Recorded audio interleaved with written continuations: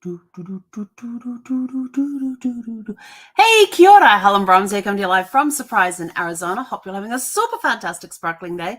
Welcome to Before the Dirt Nap podcast number 1571. And it is Farewell Q. So, yeah, today's a bit of a sad day watching this movie. Because in this one, Q says farewell. It's Desmond Llewellyn played Q for a lot of years. He had been with, The World Is Not Enough came out in 1999, and he'd been Q since From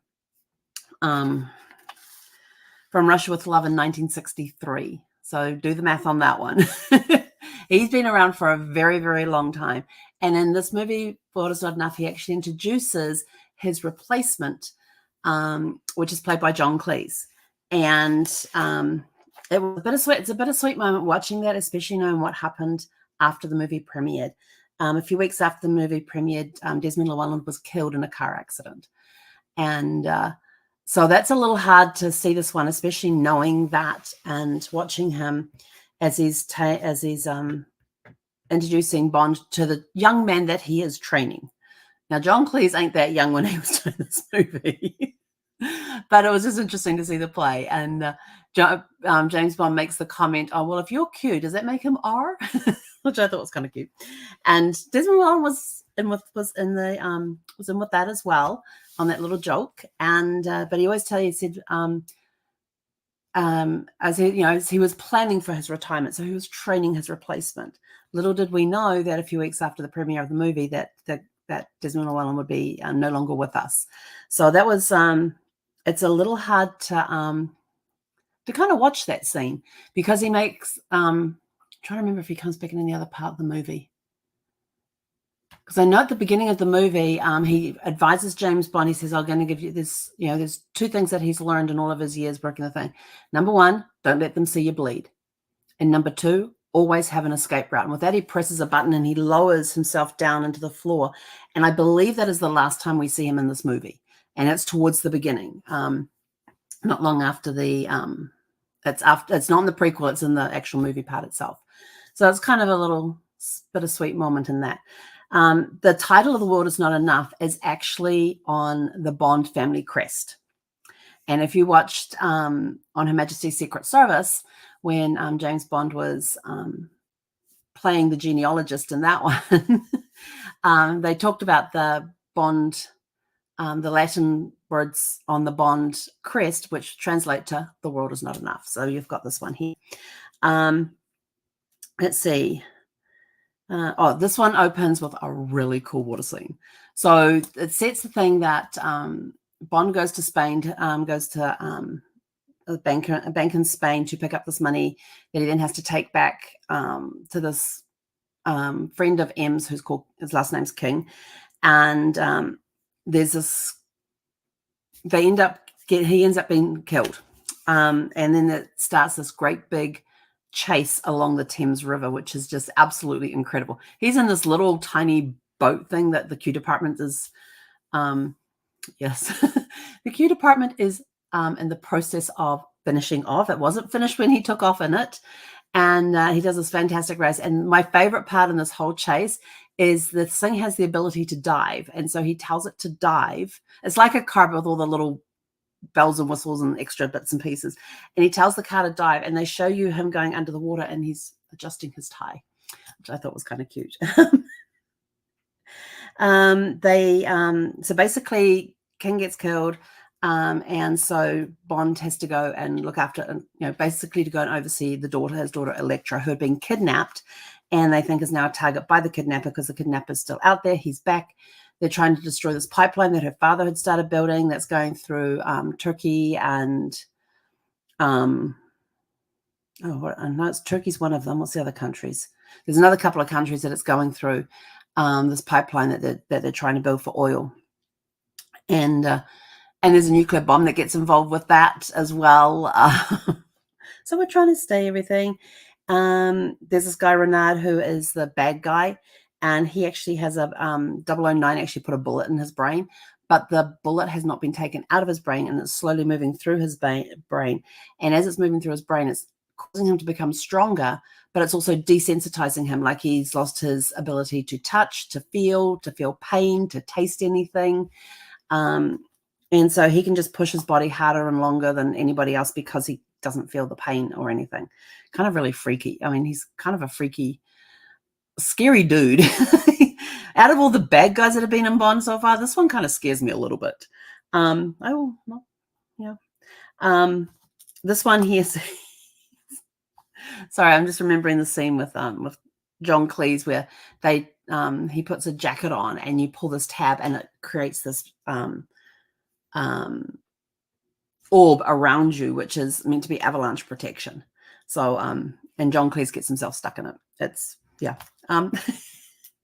somewhere along the way he meets Dr. Crispus Jones, who happens to be an American nuclear physicist, and they team up to try and stop Renard letting off these nuclear weapons and all of that. So there's this great big chase around, and then there's skiing in there with snowmobiles that actually are equipped with paragliders.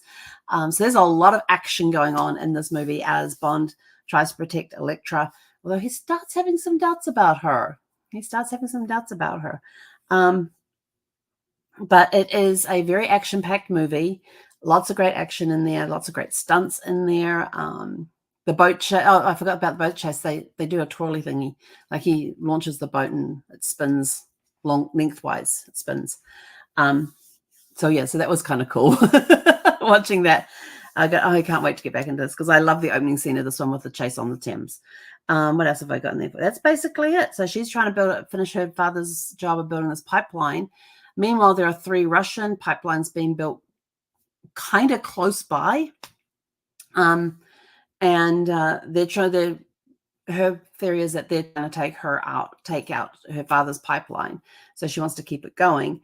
And meanwhile, this guy, Renard, is trying to get the nuclear weapons to blow up the Russian pipeline. So hers will be the only one there. Why would he do that? You would have to watch the movie to find out. So anyway, so this is kind of a bittersweet one where we say goodbye to Q. And it's going to be very different watching James Bond movies without him. He was not in the very first one of Dr. No. He started in the second one, From Russia with Love. The only movie he wasn't in over that times period from 1963 to 1999 was Live and Let Die. That's the only one that was in 1973 that they felt that that was Roger Moore's first movie, and they were bringing everything back to basics. So they felt having Q in there would just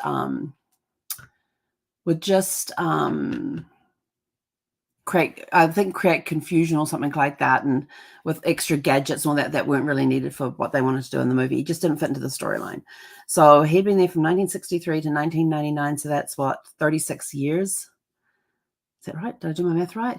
99, 63. Yeah, 36 years. 36 years that he'd been playing Q. And so he did from, let's see, 1, 2, 3, 4. 1, 2, 3, 4, 5, 6, 7, 8, 9, 10, 11, 12, 13, 14, 15, 16. This was his 17th James Bond movie. In that 36 years, he did 17 James Bond movies in 36 years as Q. So it was kind of interesting the fact that they decided that Q was going to retire and he was training his replacement. And then after the movie premiered, he actually passed away.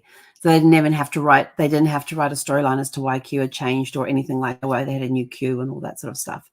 But yeah, you will see John Cleese does come back as Q and The World and Die Another Day, which is tomorrow's movie, which happens to be the 20th movie. And the 20th movie is full of a lot of nostalgia, let's say that. But we'll talk about that one tomorrow night. For tonight, I'm going to go and watch The World Is Not Enough and farewell to Q. And the movie is not a memorial to him because he passed after the movie was released. It was just a few weeks later. So I think it was like about he died in a traffic accident in December of 1999. And I don't remember I think this one came out in November of 99. I think it was November 1999 when The World Is Not Enough came out. So yeah, it was just a few weeks later. But he was 85.